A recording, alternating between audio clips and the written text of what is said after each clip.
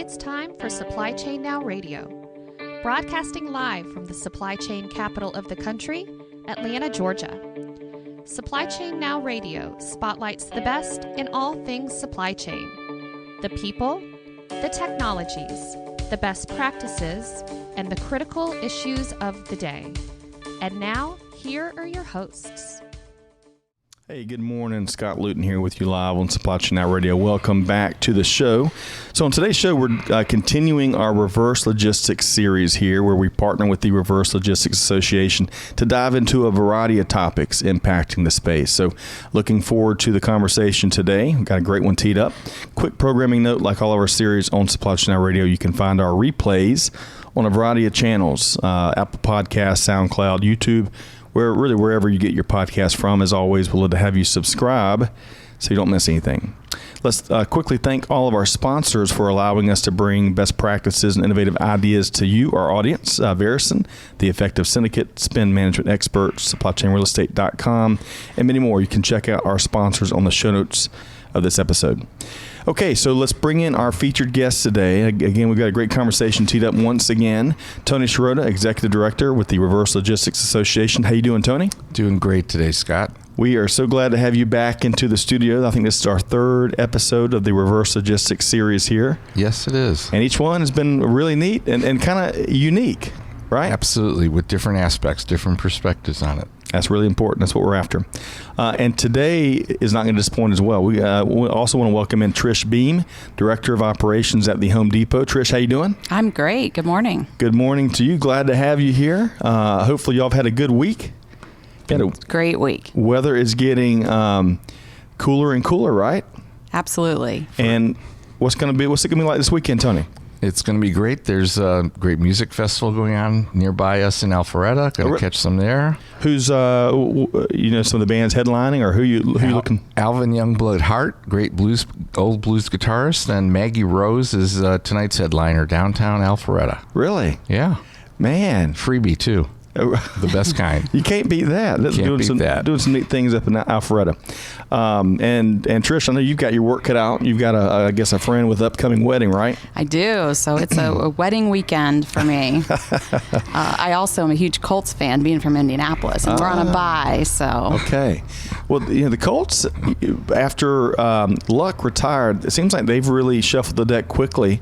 I can't remember the name of the quarterback that gave the Falcons such a hard time down here, but y'all been playing well, it seems. It is. We have been. Jacoby Brissett. Yes, that is who that is. Gave one of the Falcons 4 losses thus far. But hey, we digress.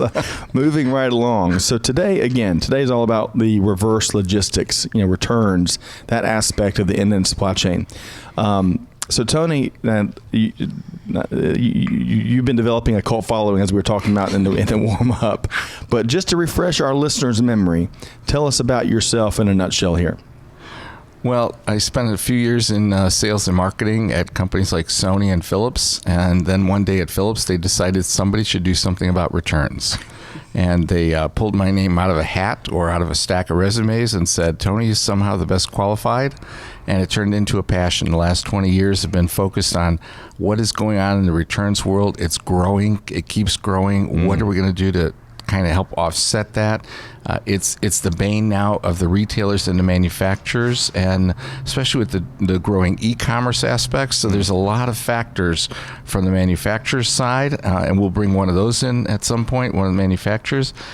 From the supply chain side of people coming up with solutions, all kinds of solutions, because there's not one silver bullet, there's many. And then from the retail side with Trish today, we get to talk about it. And just the side note that the association is a members-driven association. It's focused on the members who are retailers and manufacturers, who are the ones who have to deal with the problems.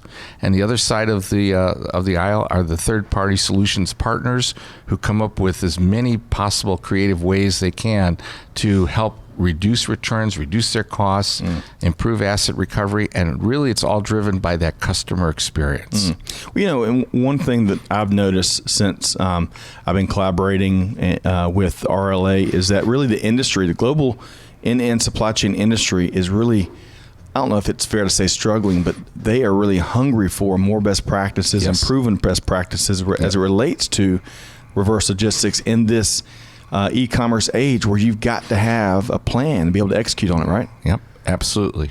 So that's a great why behind the RLA. And you know, I know that while it's based here in Atlanta, y'all are a global organization serving global companies. We are, Scott. You might remember that this year alone, I've had a conference summit for the reverse logistics in Europe and one in Singapore that kind of threw me for a wrench, being 12 hours ahead of the rest of the world that I knew. It was an experience, but people recognize that this is a growing problem. We have to do something.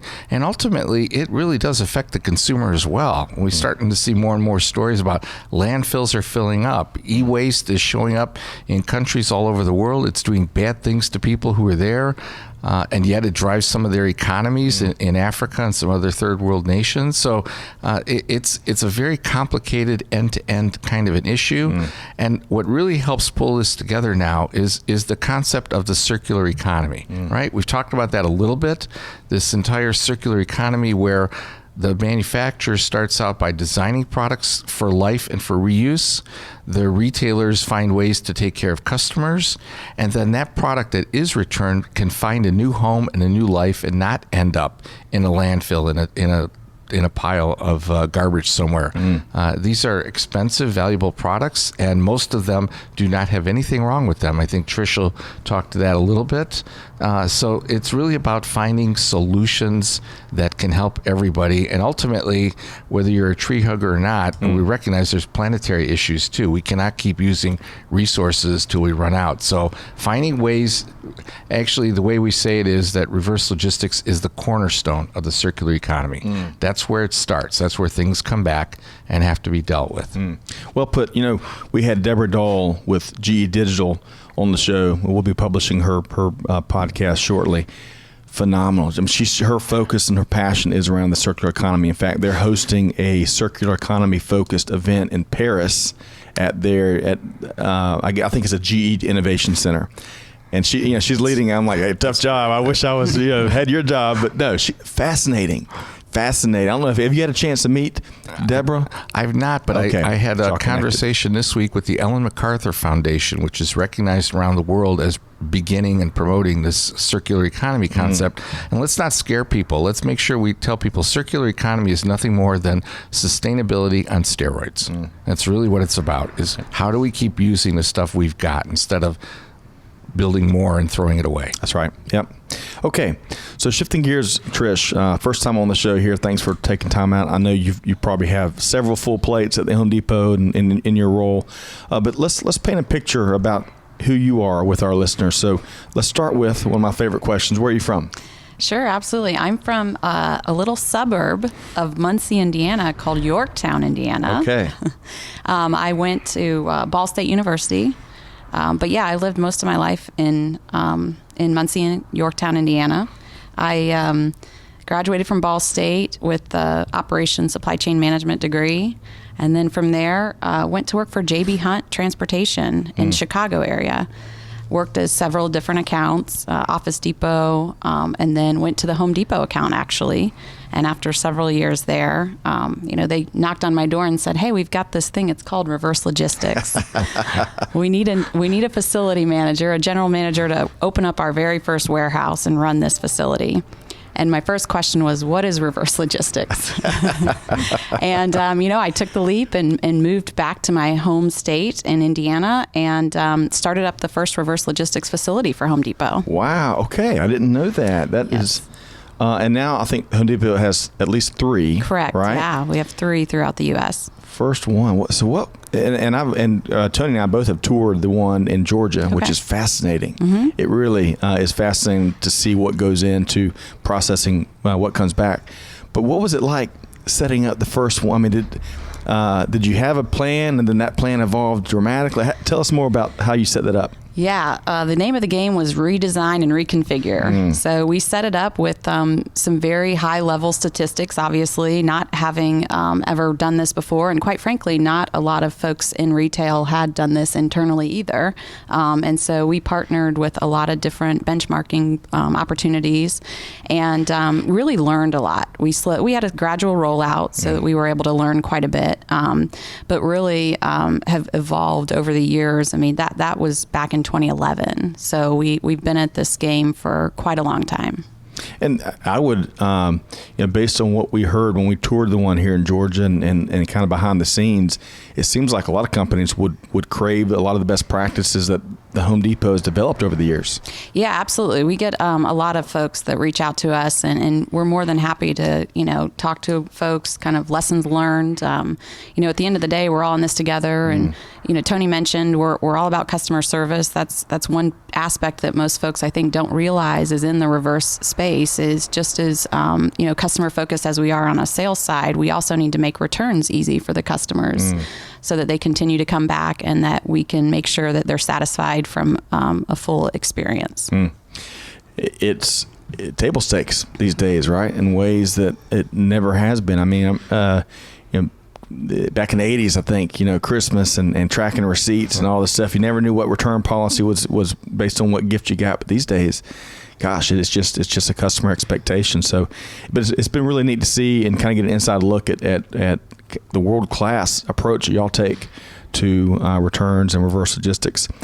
Okay, so let's shift gears a little bit here. Let's talk more about your current role at the Home Depot. Sure, absolutely. Currently, I'm the Director of Operations for our reverse logistics support facilities. So, as you mentioned, we have 3 facilities throughout the U.S. that my team handles everything from transportation of how to get it in and out of there most cost effectively to building services. How do we keep the equipment running? How do we plan the labor that's needed for the associates to be able to process the returns? Engineering, what are the new automation available out in the network? Along with software and systems, right? Interesting is that, not a lot of software companies have a reverse space or piece of them. Right. And so it's very interesting to kind of customize and have to work through even the systems side of things for returns. Tony, the sheer scale, I think one of the things as I started to understand the last few years and better understand and learn reverse logistics and retail space working with you and your team is just the vast scale.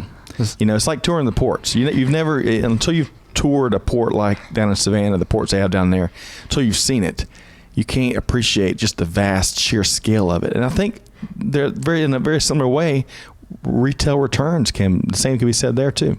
Well, we have to think back to the fact that Home Depot with 2,000 plus stores, and the Walmarts of the world and the Targets with these multiple stores, they used to have a process that Trish just explained moving away from, where every store handled their returns individually. They had an entire staff in the back room to put things in a box and ship them somewhere. I mean, think about the inefficiency of that. And so it's very, very critical that retailers pick up that best practice of centralized return centers. And I did not want to miss a chance to suggest that, Trish, you've got one in Arizona, one down here in the Georgia area, and of course one in your old hometown of Indianapolis. I do. What a coincidence. You have to have quarterly meetings there when there's maybe particular home games on. Exactly. Just when the Colts are in town, things like that happen. Well, but that shift from in-store to kind of a semi-centralized, I bet that was such a well-received move that streamlined a lot of things for your associates across the country, right? It did. And what we took the approach of, we took all of the hours that were being spent in the stores. To Tony's point, think of everything that got returned, got shipped single item back to the vendor or got disposed of in the trash compactor. And, we took all of that labor that the stores were spending and we put it back on the sales floor, really, again, trying to focus that time on getting associates out on the floor to meet customers' demands and needs.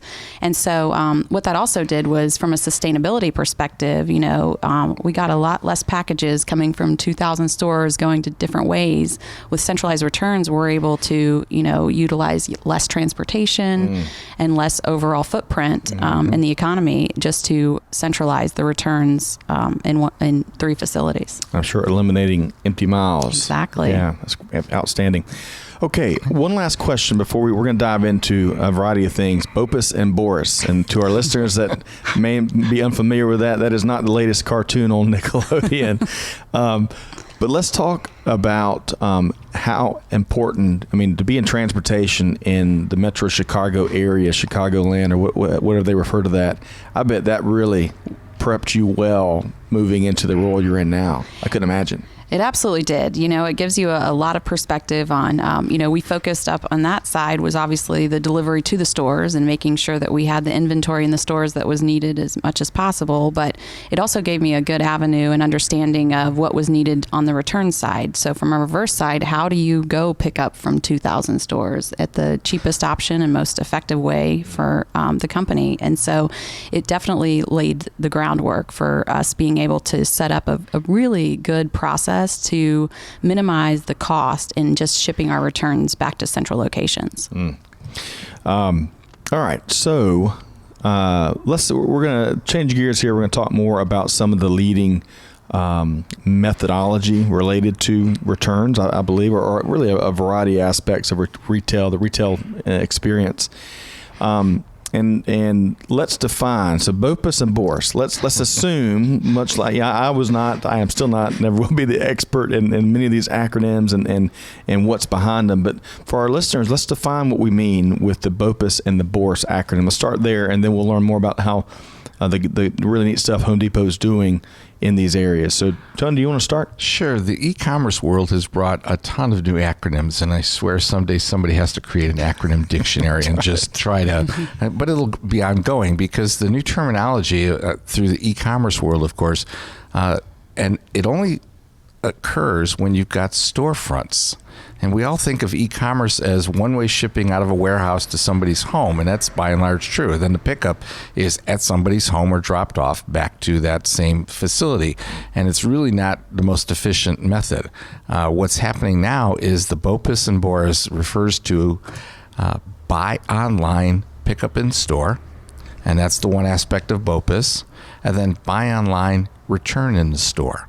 And that's where companies like Home Depot have struck a real advantage, that the customer who sees the product online, and I think we've told stories about this as well, Scott, that so many people today are buying based on that little screen on their phone. They take a look at that and they say, oh, that looks good. And then when it gets to their house, they open the box and say, oh, it doesn't look like that at all. And unfortunately, that happens a lot. And is it the resolution? Is it the way the pictures are taken? There's no way to set expectations on a phone that don't create sometimes a disconnect. And that disconnect is really what drives the returns. Now, for most consumers, getting things at the home is kind of cool. And it's there when they get home and stuff like that. But if they do run into the problem, and we're talking about 20 to 30 to 40% of e-commerce purchases result in a return, depending on the product category, those people are inconvenienced when they have to deal with the return. Many of them nowadays don't even have a printer to print an RMA label. They just want to have a convenient opportunity. And if it didn't meet their expectations, but they really wanted to buy something, and I'm one of those people that thinks consumers don't just order online just for fun. It's not a fun experience to order something to have to send it back, take it back, deal with it. So now you're talking about the experience of people buying online. It comes to the door, they open the package, and say, oh, this isn't quite it. Now they have an opportunity with over 2,000 outlets of Home Depot to go back to there, return it in the store, but have an experience improvement by saying, I really wanted this, and this isn't quite it. And at that point, I think Trish will get part of the story there, because those are the new terms going on. You can also pick up in the store. That's an easy one. It's ready for you, and you get to touch it, you get to handle it yourself, and it's a real tactile experience versus a non-tactile experience when you're looking at your phone and saying, push the button, add to cart, get it to my house. It's a very different experience, and we'll see what wins out in the end. But right now, Home Depot offers both sides of that equation. Trish, what else would you add to that? Yeah, I would agree. On the BOPIS side, the buy online and pick up in store, we do that in a lot of different kind of facets. You can come in and we've got your order picked. We also offer in select stores different lockers where you have been emailed or texted a code, and so you can walk up to the locker at your own convenience and get it yourself and not even have to go into the store. But what we find, to Tony's point, from a purchasing side of things, is that the customer likes it. They see it, and and right away they're able to say, okay, this is what I want. And we also find they're like, oh, I forgot I also need this. So then they have the avenue to just be able to go right into the store and continue shopping with some of the other things. Now that they know that what they bought online was what they want, now they can get some accessories to go with it. Love that.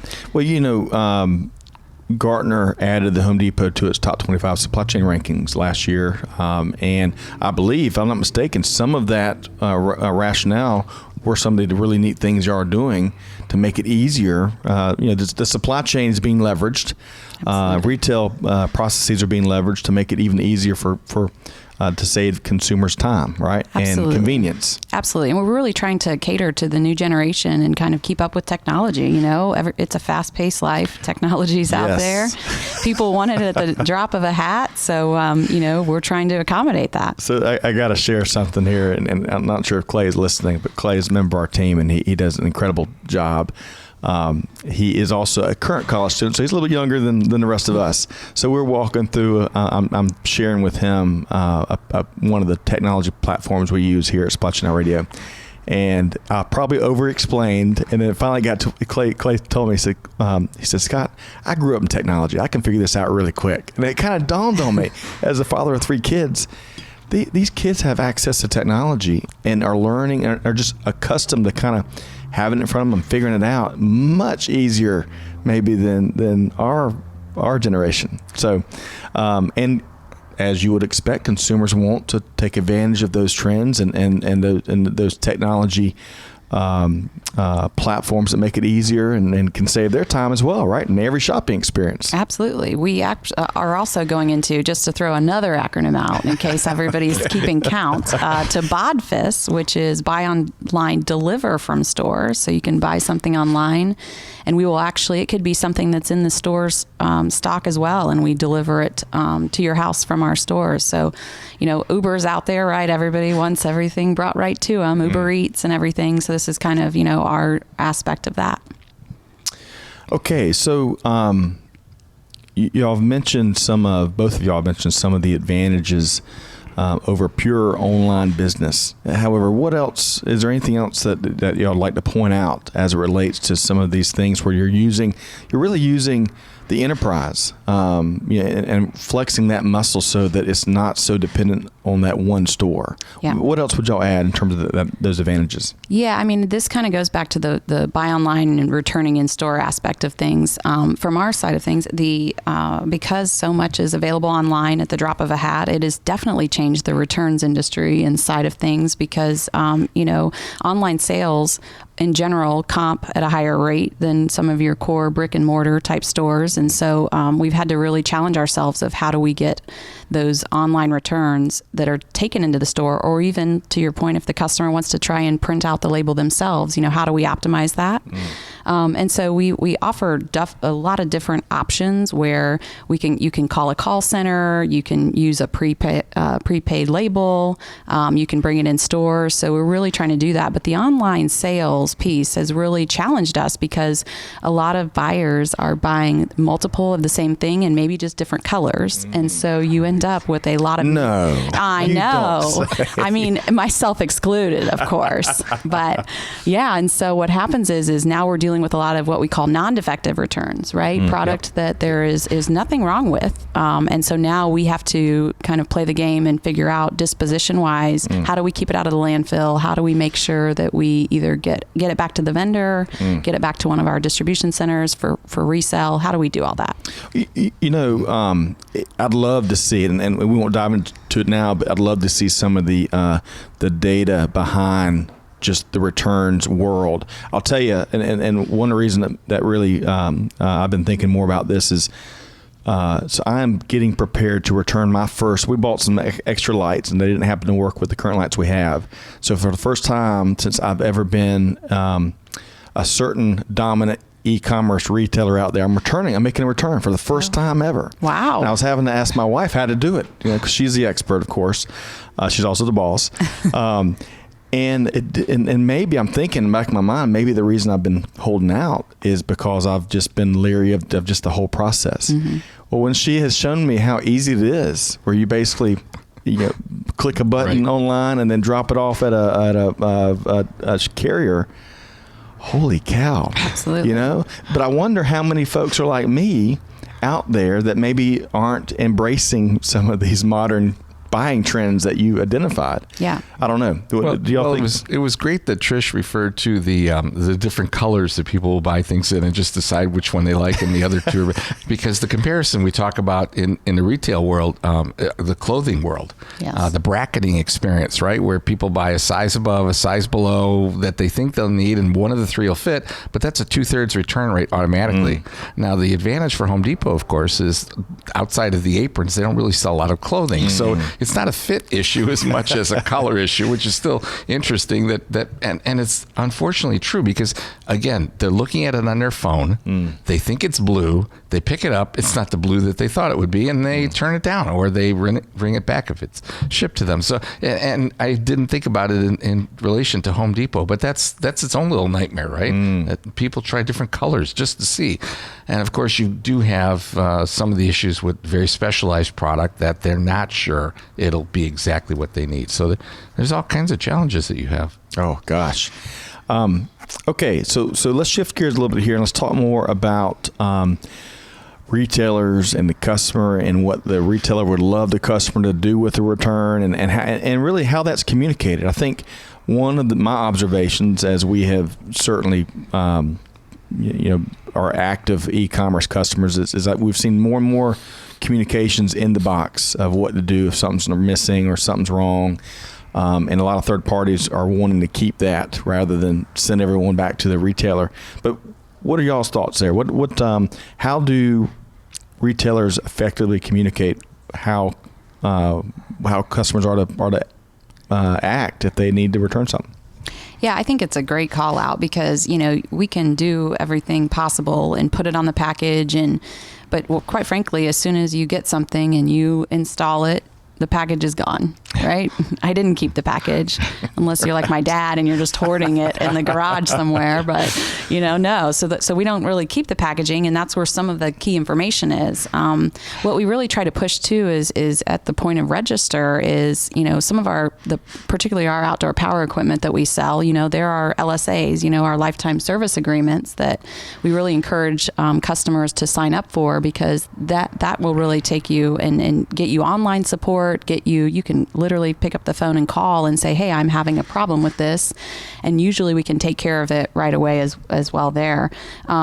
We also try to really get them, a lot of our stuff is like combo kits or accessory type things. And so really trying to drive the message of, maybe you don't need to return the entire thing. Maybe you just need a replacement battery, for example. So really trying to drive that message. But it is difficult because, again, it's fast paced and if it doesn't work, you're frustrated. You've already had a bad customer experience. And so at the end of the day, we still try to take the customer's, satisfaction into play, and we will tell them we'll take it back. Quite frankly, we want you to be a satisfied customer. Yeah. So going back a little bit on something you shared there, I bet, we all don't know what we don't know. And especially consumers, but I bet there is an education. I mean, I know and I just shared my whole return history. If I thought that I could just get one thing replaced and I didn't have to go through and send everything back and then reorder, it'd be much easier for me, right? Absolutely. So I bet education is part of, making sure that the consumer understands, how it can make the whole process easier is part of what we have to do, right?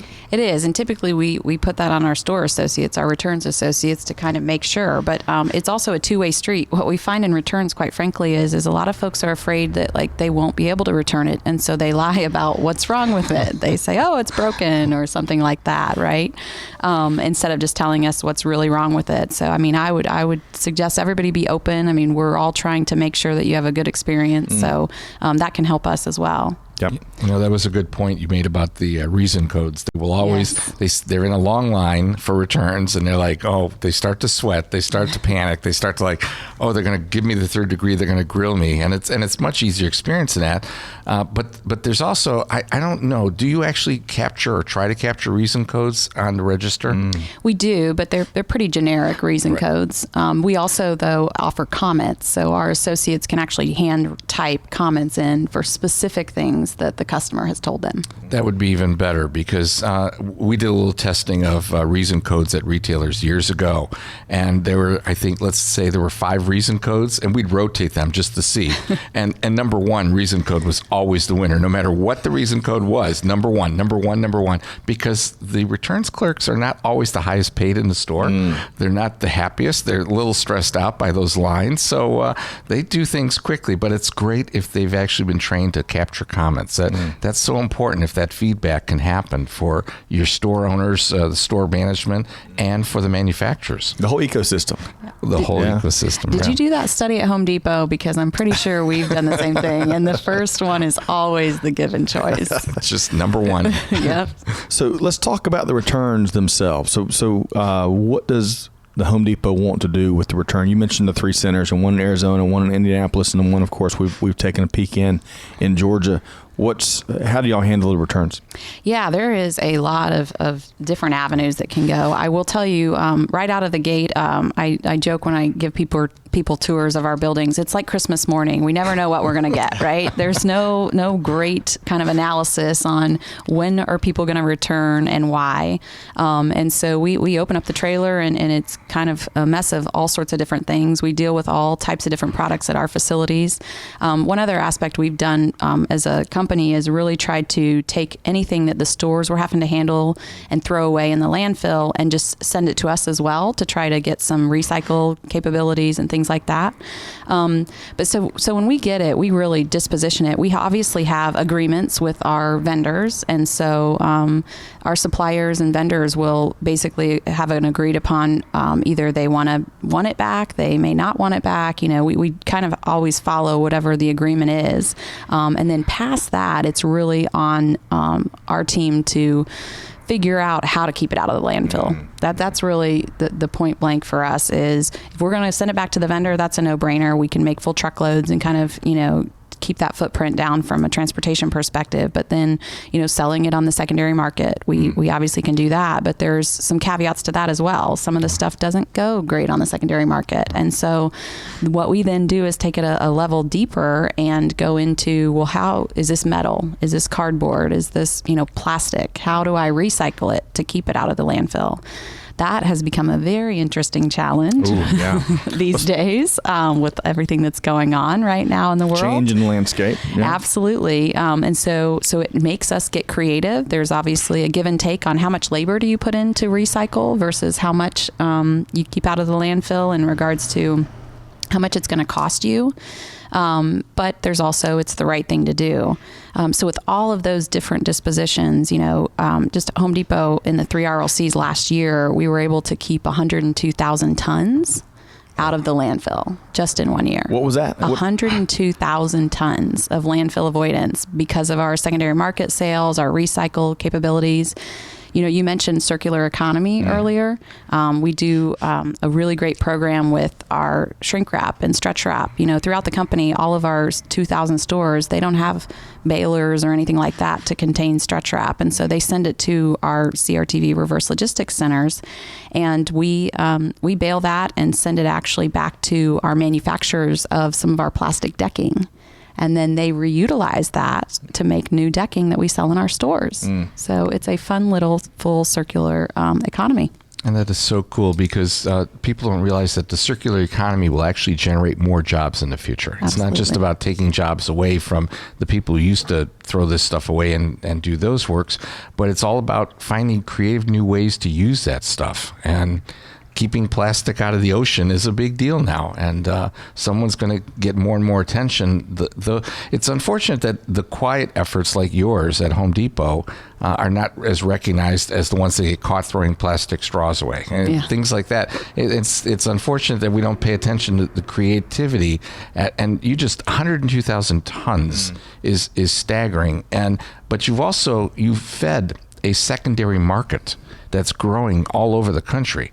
And that's an important aspect of the economy as well. The secondary market, the stores where those returns wind up being resold at a lower price, it also feeds another demographic of people who maybe they can't buy the new Ryobi power tools, but they can buy the refurbished ones and afford them a little bit better. So it just continues to propagate in a growing marketplace in that secondary space. So it's an important aspect. I would agree. It's also interesting because you mentioned the secondary market is growing, and that's great. But now the secondary market gets just as competitive from a retail side of things as the normal core sales. So so it really it's a fun business to be in. It makes you really think different strategies of how do you sell things differently.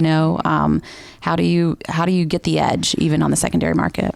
So we didn't talk about this question in the warm up, but I'd love to pose it and get both of your thoughts. He's setting us up. Yes, I heard that. So one of the topics that is a common theme, and I think we just published episode 181 this morning, and one of the huge common themes is talent. Right, especially across the end-to-end supply chain. And when I think about some of the huge accomplishments that Home Depot has made in the last 10 years or so, especially the 102 tons, I love that. That's the easy factoid number to gravitate to. But there's obviously a ton of work behind achieving those types of things, and a ton of hardworking people and leaders that are doing excellent work.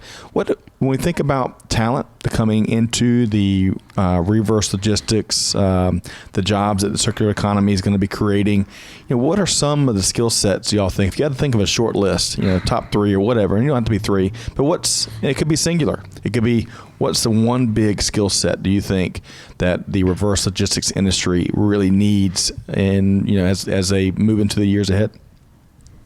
Well, I will tell you what I think. What I look for, it isn't even necessarily specific to the reverse logistics, quite frankly. Like, I more look at things of, are they open to change? Right. Are they good at communicating and leading and willing to change and to continue to think strategically on new initiatives?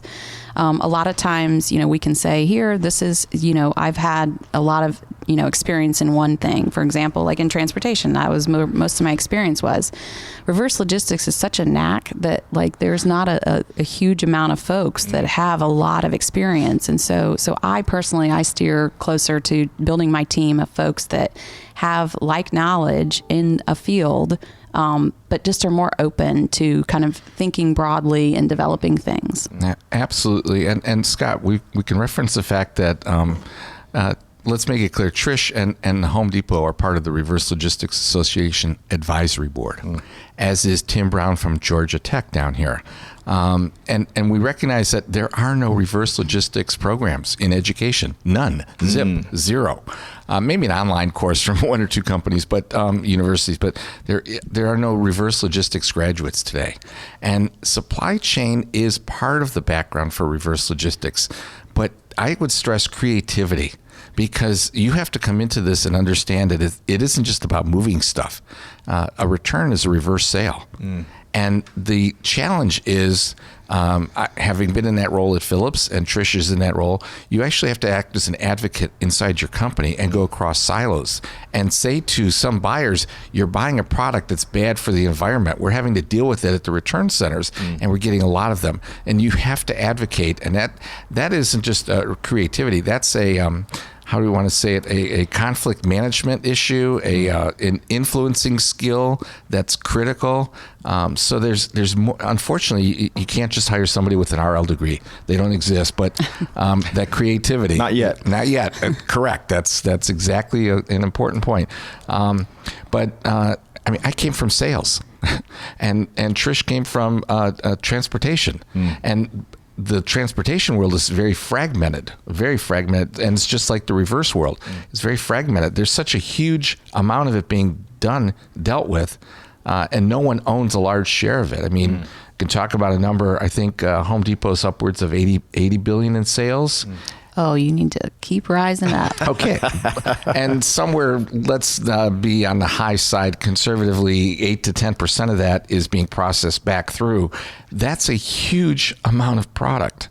And so it isn't just about moving it, because the other uniqueness about reverse logistics is what Trish referred to earlier. You open up a truck and, oh my God, what is that? You open up a forward logistics truck that's delivering to the stores. They open it up to, oh, cool, let's get the pallet loader and get these things off. And, 10 minutes later, the truck's unloaded. At the return centers, I think it takes a little more than 10 minutes to get those things off, and then a couple hours to figure out what to do with it. It sure does. And you bring up a really good point of just the overall in our facilities, with the labor unemployment rate is at an all-time low. Right. And so, how do you take a ceiling fan, for example, that may be returned within the box, or how many of you, when you put a ceiling fan together and the blades are all together and then you install it and it's defective, how many of you take it all apart and try to fit it in the box? Like, Nobody. no one. My wife's trying to call in and tell some stories on my last assembly jobs. I'm not going to take that call. But so from our side of things, how do you, automate things? And it's really difficult to automate an installed ceiling fan and not put as much labor into it. And with the labor market getting as constrained as it is, it's our job on the reverse side to really kind of look at different types of things that we can do to streamline the process as much as possible. But let's stress that about the education side, about the people development side. Again, we talked about the stores, the clerks at the front desk who have to take returns, a little bit of stress involved, a little bit of patience required, and so on. And so there's a special talent already there. But really, you talk to Trish or any of the other RLA board members, and you're like, how did you decide to get into returns? I mean, what possesses somebody? In my case, it was not about picking it. It was about being picked.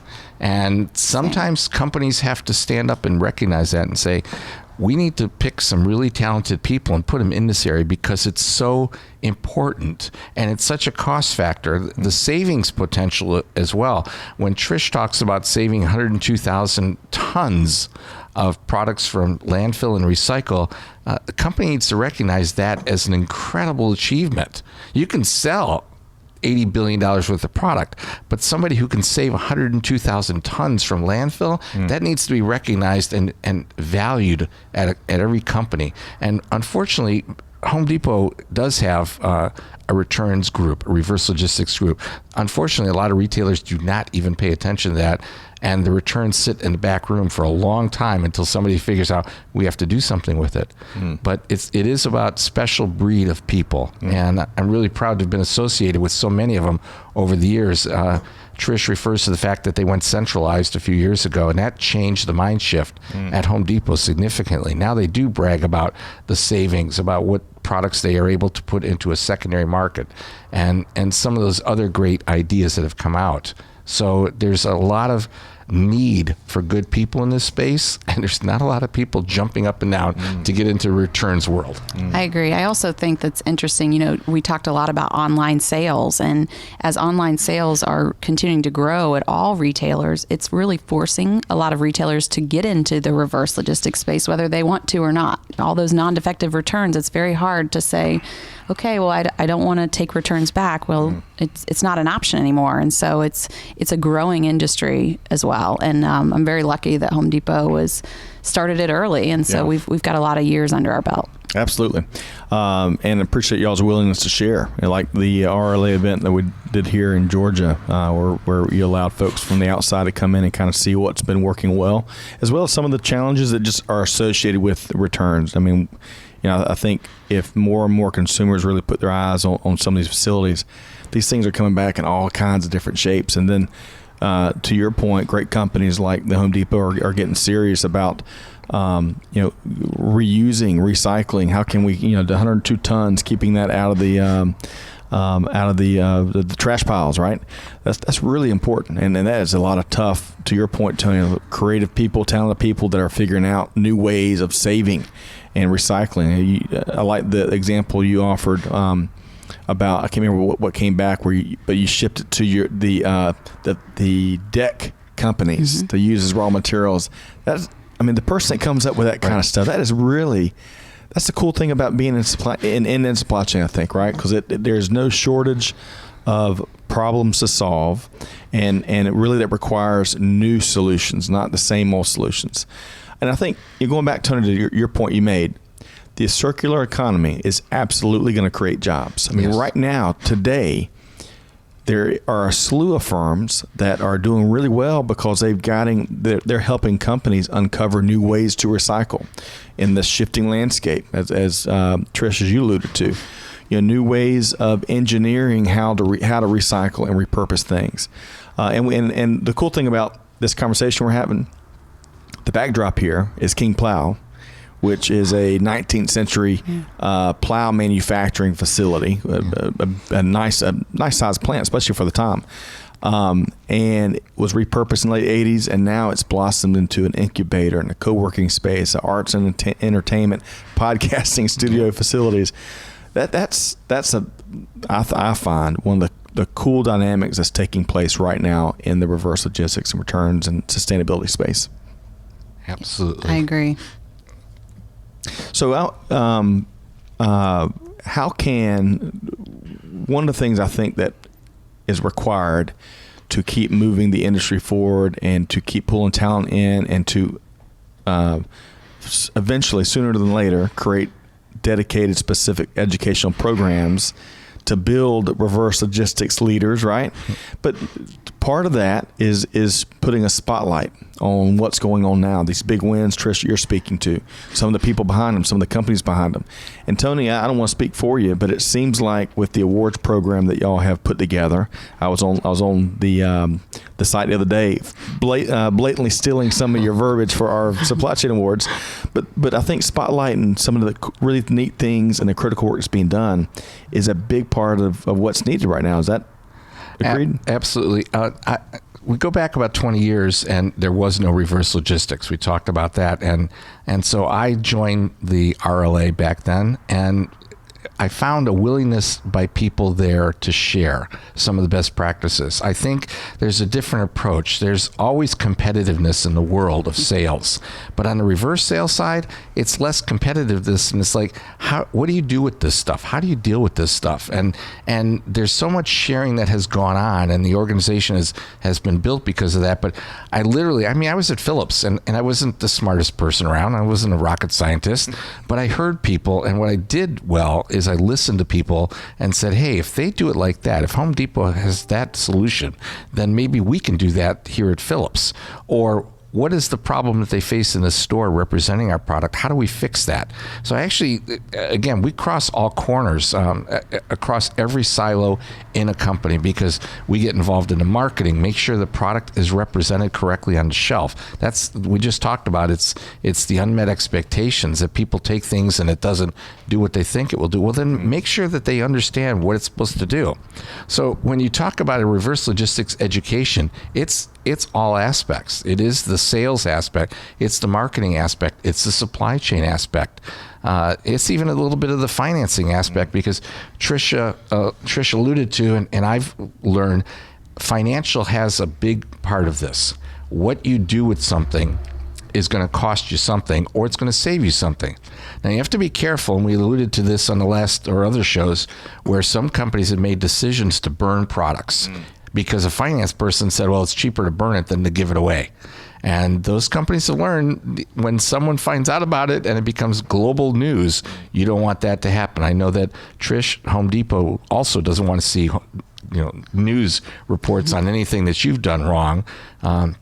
And so I don't either, for the record.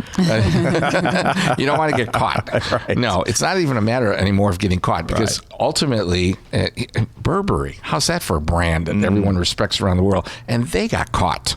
So it's not about getting caught. It's about trying to do the right thing. And that's where the reverse world where we live, we know that it's more important to do the right thing. It may not always be the most cost effective, but ultimately it is, because if it saves time and it saves product and it saves landfills, it is the right thing to do, and we want to focus on that. So I'm so proud of member companies like the Home Depot and others. They really care about it. It's not just caring about the environment.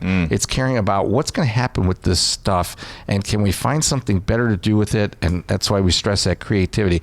And they're just some of you have been through supply chain programs in schools. They're not focused on that much. So we do need some dedication to that. And that's on the roadmap for the Reverse Logistics Association in conjunction with the ASCM, the Association of Supply Chain Merchants, to put together a course that does cover all these aspects. Again, it's eye-opening. And I think Trish has been in those meetings where she's had to deal with other departments in the company. Absolutely. I would agree. The other thing we're doing as far as the education goes is, we host tours, obviously, for a lot of folks. It's funny, we even internally, every quarter I'm hosting tours just for our upcoming, new leaders that they don't know what reverse logistics even is within our own company, and we do it, and we've been doing it for years. So we do that internally. We also partner with a lot of universities and host tours for actually just here in a few weeks. We've got, IU, because of course, Indiana, some IU grad students that every year we walk them and kind of take them through the facilities, because some of them, even though they've graduated, they still don't know what they want to be when they grow up, right? And so it's good to open up their eyes for different opportunities. A lot of them, even if they have a supply chain degree, even within the supply chain, that there's a little bit of a miss still on the reverse side of things. And Trish gets to be an evangelist. And that's one of the things I enjoyed the most 20 years ago, is becoming that evangelist. For example, how often do you take a management team or a buying team into the return center? They need to see it. You should have a meeting once a year at least, maybe once a quarter, and have the buyers come to the facility and sit there in the middle of all of it that's going on. There's an education. That's not offered in any university, but that's an education. And again, it sometimes probably feels, maybe not as much to Trish, but back at Phillips, it was like a wolf crying in the darkness, just saying, hey, pay attention here. This is going on. What can we do to fix this? And so there's a real evangelistic role about being in reverse logistics, because not a lot of people know what it is still. It's I agree. And you're right. It's a culture shock within the company. When we first started, it was very it was very hard and different to get some of our internal partners to understand what we were doing and the purpose and things like that. But you're right. We take some of our buyers down to our facilities all the time. And you see that some of our facilities service over 800 stores, and you can see 800 stores of returns of the product you're buying. And you're like, okay, something must be going on here. So it's definitely eye-opening business for even our internal partners. Absolutely.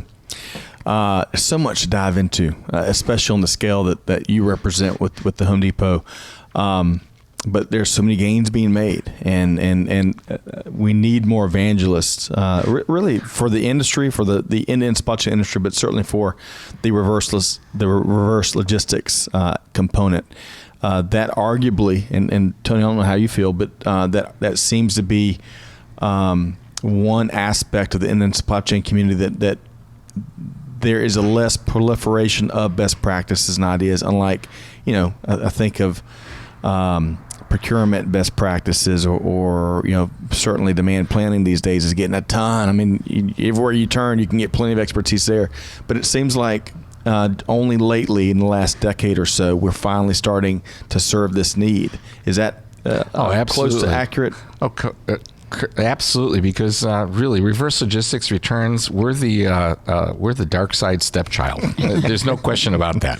As in Star Wars, right? Absolutely. And when you visit a center and you see that stuff it is so completely opposite than the supply chain, right? You just referred to, you can make dramatic gains in packaging and procurement and supply, because it's all standardized, it's nice and neat. But the reverse world is completely opposite, and that's why it is a challenge, and it's so great to have people like Trish around who recognize it's more than just supply chain.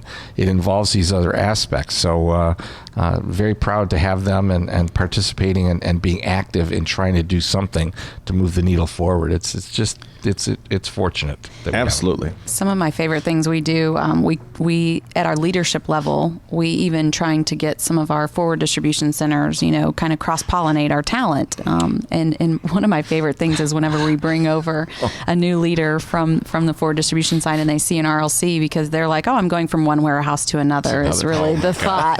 And just to see the look on their face, and we give them usually a couple weeks, and then I'll go back and say, so, and their eyes bog out of their head because they're just like, wow, this is a whole nother beast. It's very different than. So I would also challenge if some of the folks that are in the forward distribution side, reach out, think about, it is logistics, but it's a little bit more of a different dynamic to kind of come up with solutions. We got to start documenting that on video. It's like a perfect reality show opportunity.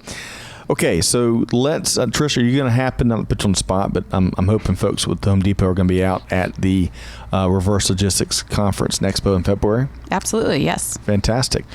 And so, we're kind of as we kind of bring this episode to a close, Tony, we're excited about not only broadcasting live out there, but also the program you're assembling in February, and chock full of keynotes and learning opportunities that really mirrors what we've been talking about the last hour, right? Well, that's a huge opportunity. It'll be a strong venue, a strong event, because we had over 650 registrants this past February. We're expecting at least that or more this next February. We do have a couple of keynote speakers already established, one of which is Jonathan Gold, Vice President of Supply Chain side of the National Retail Federation. So there's a focus on retail because Trish and the other retail partners that are in this world facing the returns issues are learning that the manufacturers now prefer to dump the problem on them. And that requires even more skills and even more understanding of a secondary market, liquidation, returns processing, because the vendors who used to take back maybe 75% now only take back about 25%, and it's caused a shift in the retailers to figure out what to do. And you can throw money at it as they're finding out, but that's not always the solution. So the focus at the conference will be best practices in these areas. What are the new tools? Trish referred to the fact that there are virtually no reverse logistics software companies out there. They just don't focus on it. It's such a challenge. So there's a little bit of a focus on that. There's a focus on the equity investing that's going on in the secondary market because we're running out of warehouse space because warehouses are getting full of returns. So that's an aspect of the industry that gets explored at our event. One of the popular aspects of the agenda, two of them, will be the fireside chat where Trish and 11 colleagues who are on the advisory board are able to address the audience and talk about their experiences, what they've gone through, what they're doing, and what they see for the RLA. The other one is, again, the sharing aspect. We have these interactive champagne roundtables, and Trish and the other board members sit at the table and allow the attendants to sit there with them and ask the questions. And it's not being recorded. It's a friendlier audience. Again, it's a goal of sharing best practices, not learning how much money you're losing, making, trading, and things like that. It's not about that. It's about what kind of best practices are out there. So the conference we have, I'm really proud of it. It is the flagship of the industry. Again, it's the only real event focused on this completely. And we do it around the world, as we talked about. But in Vegas, and I want to back up for one moment, because in addition to that national conference or international, we also have those events you referred to, the Home Depot on-site one-day seminar, including a tour. We just did the one in Florida recently with Encompass, the parts and logistics provider, reverse logistics provider. We have one coming up October 28th in Austin, and that is with Dell, another one of the board members. And not only is Dell co-hosting the seminar, sending some of their people to talk about fraudulent returns and best practices, they're allowing a tour for our guests of their command center, the Dell Aftermarket Command Center.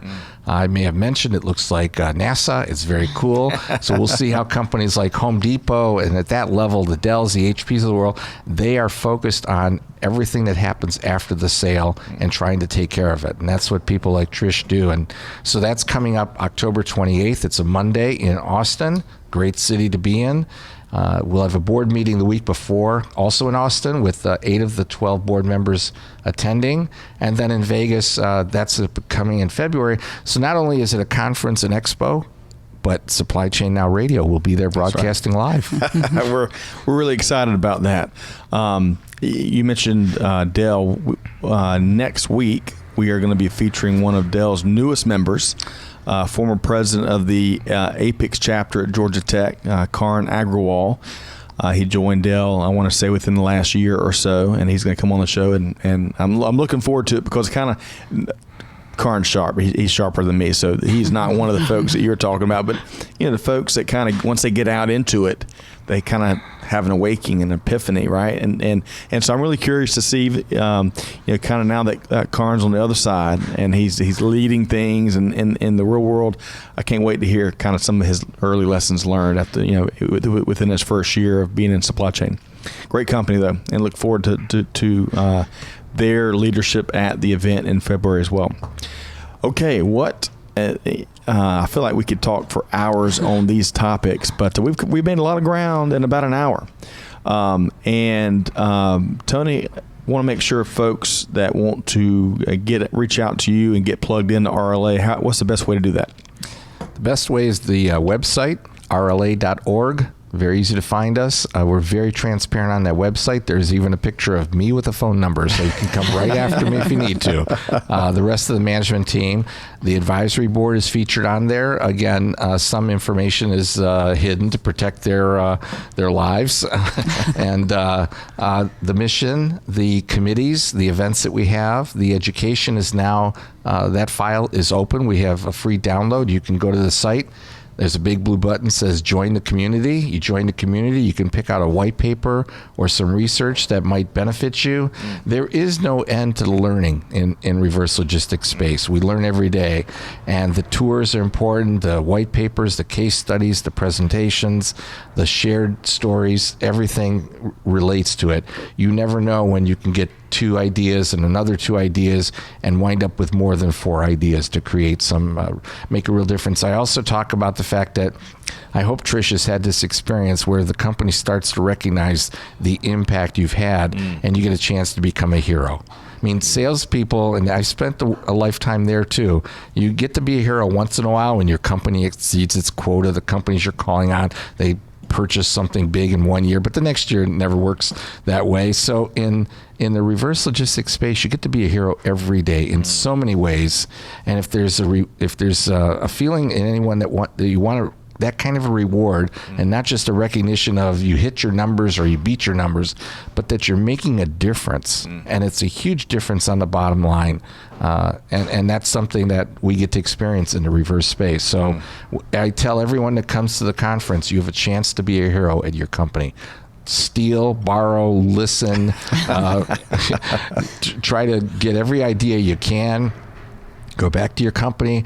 And we've done some very creative things. Trish was there last year when we introduced a Professor Worley talking about quantum computing for reverse logistics. And again, quantum computing at a reverse logistics conference, right? It's and knows no bounds. It knows no bounds. And you go back to your company, and when everyone else in the world is talking about quantum computing for reverse logistics in a year or 2, you will look like a genius. And that's an absolute win. So thanks. Yeah, the conference is coming up and starting to load up the schedule. Looking forward to that. I'm going to have to, that quantum computing is above my pay grade, so I'm going to have to check out some of your other sessions there. All right. So, and you don't have to be a member to attend the conference and expo. Is that right, Tony? Or must be a member? You do not need to be a member. You should join the community so that you start to get information about it. You do not have to be a member to attend. There's a separate registration rate. Retailers and manufacturers, their rate is a little bit lower because I recognize they are the ones with the problem. So that literally anyone can attend. We have students, we have patrons, we have committee members, we have all levels of membership, corporate memberships, which include vouchers to attend. And yes, a consultant or a student can pick up online and buy themselves a registration to the event.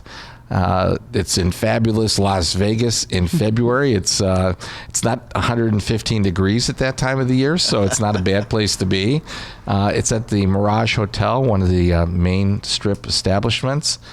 Great facility. We'll be in a grand ballroom, and the speakers will actually get to be on a real stage this time and kind of enjoying that opportunity. But again, all of our board companies will be there. Many, many, many member companies will be there, and many non-members will be there as well. Love that. Big opportunity. February 2020. Looking forward to that. Big thanks, Tony Schroeder, Reverse Logistics Association, Trish Beam with the Home Depot. Really have enjoyed y'all's time and a lot of the ideas and content you've shared, thought leadership really. And we want to have you back. You know, who knows? When you have you back, Trish, next year you might be up to 204,000 tons. Let's hope. But big, I mean, for an enterprise as big as the Home Depot is, I love how you are continuing looking for ways to move the needle. We should give Home Depot a little credit, a lot of credit, because it's not just Trish. Trish works in an entire department. They've got a director of sustainability that has been involved with us before. Joy Hicks goes way back, and a number of other specialized directors that who are participating in that. So I don't even know how large your department is anymore. Yeah, it's growing. That's the other thing. I mean, you mentioned it earlier, but like once you get the company bought in, and you know we've been, you know, accolades have come from internally now. We're really investing even in our reverse network. So it's great to see. It's what it takes, right? Got to be deliberate about it. Okay, big thanks to Tony and Trish for joining us here today. And as we wrap up today's episode, as always, we're going to invite our audience to come check us out in person. We've already touched on one big event that we're looking forward to in February. We're going to be at Broadcasting Live, interviewing a wide variety of folks that are there, really spotlighting the content and thought leadership that will be showcased at the RLA Conference and Expo. But other events that we are going to be at just around the corner, October 23rd, we're going to be in Charleston, broadcasting live with the South Carolina Logistics Tech Talk in partnership with the South Carolina Council on Competitiveness. October 23rd. You can find more information there at sccompetes.org.